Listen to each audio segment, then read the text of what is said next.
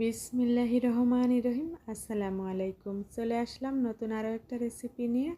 আজ আমি শেয়ার করব ফুলকপি দিয়ে ডিমের ঝোল কিভাবে রান্না করি। এখানে ফুলকপি কেটে পরিষ্কার করে নিয়েছি, সামান্য লবণ হলুদ দিয়ে ম্যারিনেট করেছি। ডিমগুলোকে বয়েল করে লবণ হলুদ দিয়ে ম্যারিনেট করে নিয়েছি। এখানে মশলাও রেডি করে নিয়েছি। প্রথমে আমি ডিমগুলোকে হালকা ফ্রাই করে নিব। চুলায় একটা কড়াই বসিয়ে দিয়েছি, তাতে তেল দিয়ে দিয়েছি। তেলটা গরম হয়ে গিয়েছে, এ পর্যায়ে ডিমগুলা দিয়ে দিব। ডিমগুলা আমি খুব ভালোভাবে ফ্রাই করে নিব।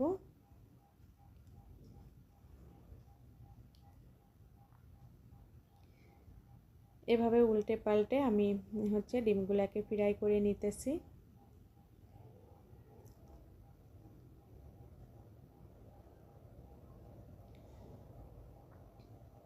এখন ডিমগুলা ফ্রাই করা হয়ে গিয়েছে, আমি নামিয়ে রেখে দিব। আর এই তেলের ভিতরে ফুলকপিগুলাও ফ্রাই করে নিব। সাথে একটা আলুও দিয়েছি ফুলকপির সাথে।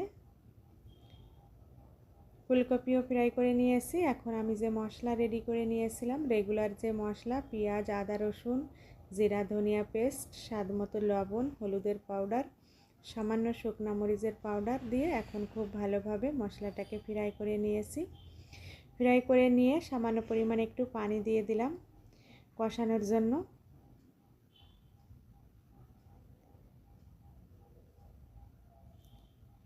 এখন কষানো হয়ে গিয়েছে, তেলটা উপরে উঠে এসেছে। এরপর ফ্রাই করে রাখা ফুলকপিগুলাও দিয়ে দিলাম।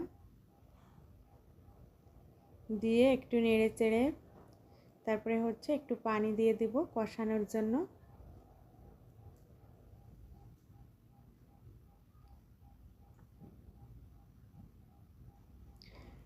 সামান্য পরিমাণে একটু পানি দিয়ে দিলাম ফুলকপি কষানোর জন্য। এখন ঢাকনা দিয়ে ঢেকে ফুলকপিটাকে কষিয়ে নিব। কষানো হয়ে গিয়েছে, এখন ঢাকনাটা খুলে নিয়েছি। এখন আমি ফ্রাই করে রাখা ডিমগুলাও দিয়ে দিব। ডিমগুলা দিয়েও আমি 2 থেকে 3 মিনিট কষিয়ে নিব। এখন ডিমগুলাও দিয়ে দিলাম, একটু নেড়ে চেড়ে দিতেছি এভাবে করে।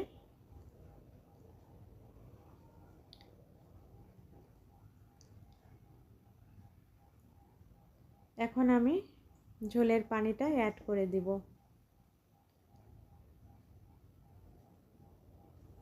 পরিমাণ মতো ঝোলের পানিটা দিয়ে দিলাম। এভাবে করে নেড়ে দিতেছি। এরপরে ঢাকনা দিয়ে ঢেকে রান্নাটা করে নিব।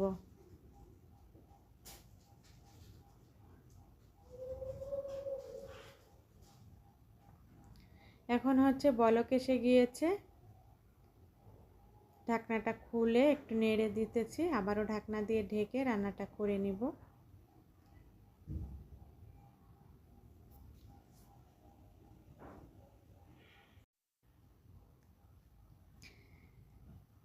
এখন রান্নাটা হয়ে গিয়েছে, চুলাটাকে অফ করে নামিয়ে নিয়েছি।